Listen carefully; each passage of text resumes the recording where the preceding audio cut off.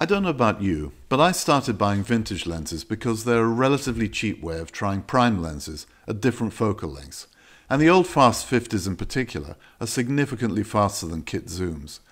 So for not a lot of money and the right adapter, you can have bags of fun with these lenses and at the same time learn new photography techniques. But then you can get hooked on buying vintage lenses not because they're cheap, but because of their aesthetic image qualities, their unique rendering styles and their interesting or quirky bokeh. Some of the more exotic lenses are not so cheap, they're actually quite expensive and collectible, and some are appreciating in value. It can take you down a dangerous and addictive and sometimes costly route, searching for the next photographic thrill. And this is a classic case of lens buyer's addiction. The best modern lenses may be more expensive, but when you look across a larger collection of vintage lenses, that also adds up to a sizable investment. So I thought I'd spend a bit of time away from online auctions and consider these two questions. Just how good are vintage lenses in practice? And how well do they perform on the largest modern digital sensors compared to modern lenses? A sort of reality check on using vintage lenses. I'd like to share my conclusions with you in this video and hope to provide some new insights and encourage a debate. Please let me know if I missed some critical points or made some misleading generalizations, because as somebody once said, generalizations can be dangerous. So here are the questions again, and there are two perfectly simple stock answers to these questions. The first stock answer is that if a lens was a good lens on film cameras, in terms of sharpness, contrast, rendering and aberrations, then it'll also perform well on the latest digital sensors. There's no reason to believe that good film era lenses won't be able to shine on large digital sensors. At the same time, a poor lens from the film era is not going to perform well on digital sensors. It's as simple as that. And that's one answer. The second stock answer is that vintage lenses were never optimized to work on digital sensors. It's blindingly obvious to say that they were designed long before digital sensors were invented. So you simply cannot expect them to perform as well as the best modern lenses, lenses that are optimized for digital sensors. These may be the simple stock answers, but they're not the right answers in all cases. And the details are actually more interesting and less clear-cut. So I'm going to focus on those details, the differences between vintage lenses and modern lenses in general, and how vintage lenses perform at different focal lengths and for different types of photography, from fisheye lenses all the way through to telephoto lenses. I think it's important to break down the discussion by focal length and types of photography, because it helps to explain the strengths and limitations of vintage lenses. And in some categories, vintage lenses perform very well, and in others not so well, or at least differently to modern primes. In some categories there are hidden gems that are excellent performers for specific tasks and a great value for money, while in other categories it's much harder to find those hidden gems today. By the way, by vintage lenses I mean manual focus, prime lenses designed in the film era for SLR and rangefinder cameras. They're likely to be around 30 to 70 years old. We're not going to cover zoom lenses or autofocus lenses or vintage medium format lenses. Right now I personally focus on collecting M42 mount lenses, but I'm going to cover all the main lens manufacturers, brands and mounts in this video. Any mount you can adapt to your DSLR or mirrorless camera. So let's start with the obvious and not so obvious technical differences between vintage and modern lenses, and a little science. An intriguing photographic debate is the extent to which digital sensors can outperform film in terms of resolving power and megapixels, and the extent to which digital era lenses outperform vintage lenses. In the past, I've also been slightly bemused to hear that vintage lenses can deliver a film look on digital sensors. Well, what precisely does this mean? How precisely do vintage lenses do this? So I thought for this video I'd look into these issues more closely. Technically, the way light and colours are captured by a digital sensor is different to how they're captured by film. Film is essentially made up of a coating of light-sensitive materials. The particles in the coating are randomly distributed in terms of size and shape, and this determines how much grain and what kinds of textures show up on processed images, and it's the grain and the textures that contribute to that classic film look. Film grains are not always so obvious, of course, even blown up in large prints. For example, you can see some stunning portraits from as far back as the silent movie days in Hollywood, with very fine details and a great sense of depth, taken with larger format cameras and high quality film.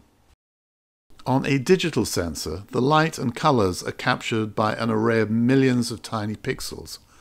The way that raw information captured by those pixels is processed, i.e. the colour science, differs from manufacturer to manufacturer, something that can definitely impact the way images look, not just skin tones, but also landscapes. Certainly from a purely subjective view, when I look at the colours produced by my film cameras on prints from the film, not digitally scanned, I feel there's something rather special about the colours that I don't always see from digital images. And there are some good technical arguments to suggest that not only are the colours captured by film superior to the colours processed from digital sensors, but that film captures more fine details than digital sensors. The interesting thing about film is that it captures both these fine details and coarse textures in a way that can make images look more natural to the eye, more natural than digital images. In terms of pure resolving power, how do film cameras and lenses compare to digital sensors and modern lenses? There are different views about the amount of megapixels a standard consumer 35mm film is capable of capturing after scanning to digital files, but it seems that the resolution of film, plus film-era 35mm cameras, is lower than that produced by digital cameras plus modern lenses, if you try to calculate the equivalent amount of megapixels in an image. For medium-format film cameras, on the other hand, the resolution can be considerably higher than modern 35mm digital cameras. However, this tells us little about the resolving power or sharpness of the lenses themselves. It doesn't mean, for example, that vintage lenses first used on 35mm film cameras are all going to perform poorly on sensors over, say, 20 million pixels, as some people say. That's got nothing to do with it. Comparing the sharpness of lenses is a rather contentious subject. Does it really matter to the overall qualities of an image? And can lenses actually be too sharp, for portraits, for example? Well, yes, of course it matters to pixel peepers, and you can find plenty of tests and measures of sharpness on the internet. The consensus seems to be that the best modern lenses are definitely sharper than vintage lenses, but the best vintage prime lenses are easily sharp enough, and still outperform digital sensors, at least at the center of the image. My reference point for this subject is in the macro lens category, where sharpness really does make a difference. Personally, I find that macro vintage lenses, even 60-year-old lenses, are very sharp and have no problems capturing micro details. Plus some classic old standard lenses, like the Carl Zeiss Jena Tessa, combined with bellows, can do an excellent job on large full-frame cameras. The biggest issue I have with my oldest macro lenses is that they can suffer from the reflective light on digital sensors because they lack coatings to their rear elements, and coatings are something I'll get onto later. To sum up this discussion, the configuration of pixels on digital sensors is a factor in assessing the performance of vintage lenses, because pixels capture light and process color in a different way from film, and this is why people talk about a modern lens being optimized for a digital sensor. In the past, lens designers used a lot of trial and error in testing their designs. They may have started with a basic optical configuration, such as a sonor design or an Ultron design or a planar design, etc., and then they experimented with different setups. It might sound a little rude to call it trial and error, but some vintage lenses really do have issues with their IQ that designers try to iron out in later versions. Strange it may seem today, but quirks such as swirls or onion ring bokeh, things that some photographers are very keen on today, were seen as poor designs when vintage lenses were new. Today, lenses are designed by computer as well as human beings, with the designers establishing the parameters they want from the lens in terms of sharpness, aberrations, style of bokeh and so on. So the best lenses are optimized for digital sensors and those arrays of pixels, as well as the intended style of photography. A specific area where computer-aided design really does seem to make a difference is in the edge-to-edge sharpness of lenses. Vintage lenses as a whole don't always have particularly good sharpness away from the center, not just the wider angle lenses, but also fast 50s and the longer lenses. Modern lens designers have worked hard to avoid this kind of fall-off in resolution, unless they're deliberately looking to produce strong subject isolation, as is the case in some portrait-style lenses. One category of lens where significant optical progress has been made is in fisheye lenses and ultra-wide lenses, and I'm going to be looking at this category in more detail in another video. Having said this, it's not always a win for modern lenses. I have noticed that some of my vintage prime lenses have better control of chromatic aberrations than some of my modern primes and zooms. Some modern lenses show quite a lot of purple fringing and longitudinal chromatic aberrations. It's also important to note that digital sensors come in different sizes, including full frame and crop, and this changes the perspective of vintage lenses. On a 1.5 times crop sensor, a 100mm lens effectively has a 150mm perspective. Although I'd like to stress that a 100mm lens is a 100mm lens, regardless of the camera used. The frame just gets cropped in a crop sensor. Full frame, of course, provides the same framing as a 35mm film camera. And as owners of vintage lenses, I think we were all delighted when full-frame cameras were finally introduced alongside crop sensors, as we were able to see and use the original perspective of our lenses. This is especially important for fisheye and wider angle lenses, where the wider view is lost on a crop sensor. However, full frame has also exposed weaknesses with some old lenses, most noticeably the fall-off in resolution towards the edges, something that was cropped off on crop sensors. Very occasionally you can also get some vignetting from vintage lenses on full frame, but it's not as much as using modern lenses designed for crop sensors on full frame. Personally, I still enjoy using vintage lenses on crop sensors, such as fast 50s, where you're effectively getting an 85mm type portrait lens perspective, and telescopic lenses appear to be even more powerful. Then there's differences in glass and coatings to consider. For my oldest lenses, like this Carl Zeiss Jena Biotar, you can see the bubbles in the glass, something that would be unacceptable today. And in fact, today's modern lenses are not always made of glass in the traditional sense of glass making, grinding and polishing. They can also be made of plastic or bonded glass and resin. The early Biotar's glass is hardly coated at all, but coatings really can make a difference. They help reduce flares and increase contrast. Leading film era manufacturers like Pentax worked hard to create multi-coatings for their glass, and this is patented and copied across the industry. And for a short while, manufacturers were also selling lenses with glass made with radioactive elements, such as thorium. This radioactive glass turns a sort of yellowy brown over the years, but it can be cured with UV light. If you're looking for distinctive color rendering from a vintage lens, a rendering that is rather beautiful and impossible to find from today's lenses, then these yellowed radioactive lenses are quite exciting, and they're not too dangerous, it seems. I own a few of these lenses, and my only rule is that they are stored as far away as possible from where we sleep. Lens manufacturers still continue to innovate with new coatings that are designed to improve image quality. As I mentioned earlier, coatings are not just on the front elements, but also on the rear elements, to deal with reflective light impacting the sensor. But to me, coatings are a mixed bag, not always a definitive demonstration of why modern lenses are better than vintage lenses. I'm actually one of those photographers that prefer lesser coated lenses, and that's because I like to play around with light flares and different kinds of contrasts to produce more dreamy and painterly looks. So when people say that modern lenses are superior because they have superior coatings, this doesn't impress me much, although I could be in a minority here. And this brings us on more generally to the bokeh that vintage lenses produce, especially for lenses between 50 and 135mm. I'll talk about numbers of aperture blades in a minute, but wide open without using blades.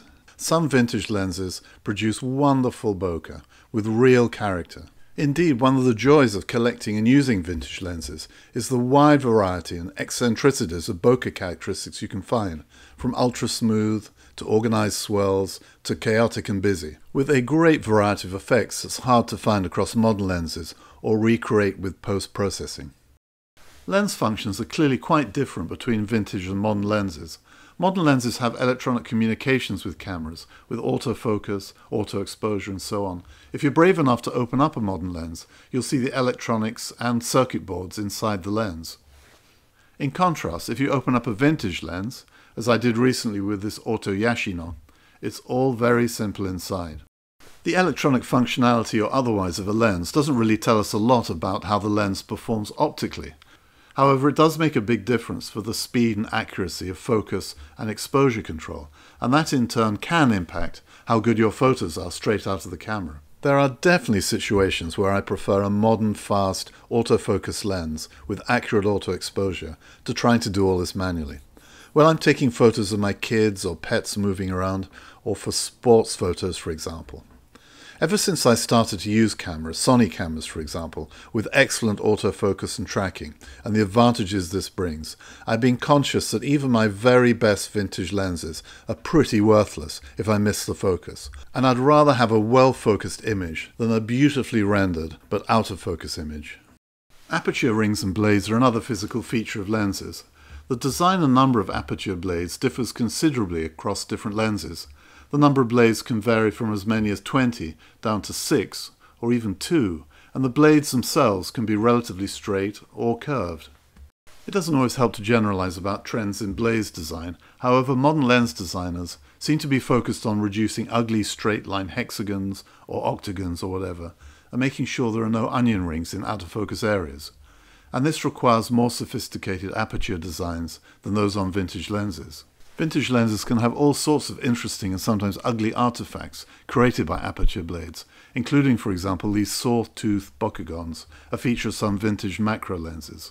But progress has not always been positive. The famous vintage Bokeh monsters with 15 or more blades tend to have far more blades than we commonly see today. And stopped down, these old lenses produce a gorgeous rendering of background blur and smooth into and out of focus transitions, whereas the transitions of some modern lenses can be rather abrupt and crude. And another feature of a few vintage lenses that we don't see today is that they're preset lenses with 2 aperture rings, with a clickless ring that is perfect for looking at the impact of changes in f-stops, and also for videos. A less welcome trend for some in the digital era has been the decision to dispense completely with aperture rings. Personally, I've got used to setting the apertures in camera, but there's nothing quite like having manual control of the settings on the lens itself. Now on to 2 subjects that you might not consider to be part of a lens's IQ. Firstly, quality control. Some vintage lenses were made and hand-assembled in factories with not particularly good quality controls. The Russian lenses have a bit of a reputation for varying levels of quality, although the vintage Russian lenses I purchased are okay, but maybe I'm just lucky. That's not to say that all brand new lenses are perfect or don't have quality control issues. Some of them do, but perhaps less in the past. The risk of buying old vintage lenses is that it might have passed through many different owners with scrapes, falls, bumps, scratches, fungus and so on, and poor repairs may have impacted the proper alignment of the elements themselves. So you've got to try to be careful when buying old lenses and accept that online purchases can be a bit of a lottery. And at the same time you can see sample variations in how vintage lenses perform. I've certainly owned 1 or 2 lenses that have never performed to the level others claim they perform, and that could well be because my copy was in some way inferior to other people's copies. And last, but by no means least, post-processing. In the old days, most of us sent our negatives off to be processed, and we're dependent on the developers doing a good job with the photos. A few people and professionals did their own developing, and they had more control over the final images, but nothing like we have today with post-processing software. I mention this because some vintage lenses really do need quite a lot of processing to make their images look acceptably good in today's digitally HD world. Some of my vintage lenses definitely need help, from boosting colours and contrasts. Indeed, one way to judge the performance of a vintage lens is the extent to which images can be pushed and pulled in post-processing. Images from some lenses can take a lot of stress. The Helios 44 lenses, for example, are quite good in this regard. But images from other lenses can't take a lot of aggressive processing, and you quickly see banding and ugly splodges, for want of a better description. This Takuma 200 f3.5, for example, is a nice sharp lens optically, but the images struggle to handle a lot of post-processing. And then there are vintage lenses that appear to be good straight out of camera, but when you zoom into the image on the computer, you can see a lack of micro details, and the image is quite grainy, like this Primotar snap. These imperfections were hardly noticeable on smallish film prints, but they really show up on the computer screen. And the bottom line is that lenses that can't produce robust images when those images are blown up in size, well, they're the ones that don't seem to handle the largest modern sensors very well. One key lesson here is that you can't always rely on post-processing to save you from, say, poorly exposed vintage lens images. So it's important to get the settings right before the shot, and this takes more time and patience and adjustments, but it's also a learning experience that should make you a better photographer. All this talk about grainy images with imperfections takes us back to the question of how a vintage lens can produce film-like images on digital sensors. Well, the graininess is definitely part of this equation, and the other part is the colour rendering of the vintage lenses themselves, not the colour science of the digital sensors. The most dramatic examples of colour rendering, as we've seen, are the tints created by radioactive glass, but more generally, different vintage lenses definitely produce different colour palettes. And the more you use different vintage lenses from different makers, the more these colour characteristics become apparent, from the slightly dull, almost oily rendering of some Russian lenses to the vibrant deep blues and reds of some Japanese lenses. If you're interested in learning more about the technical qualities of specific vintage lenses, including charts and graphs on resolution, sharpness, aberrations and so on, then there are some good sources of information on the internet.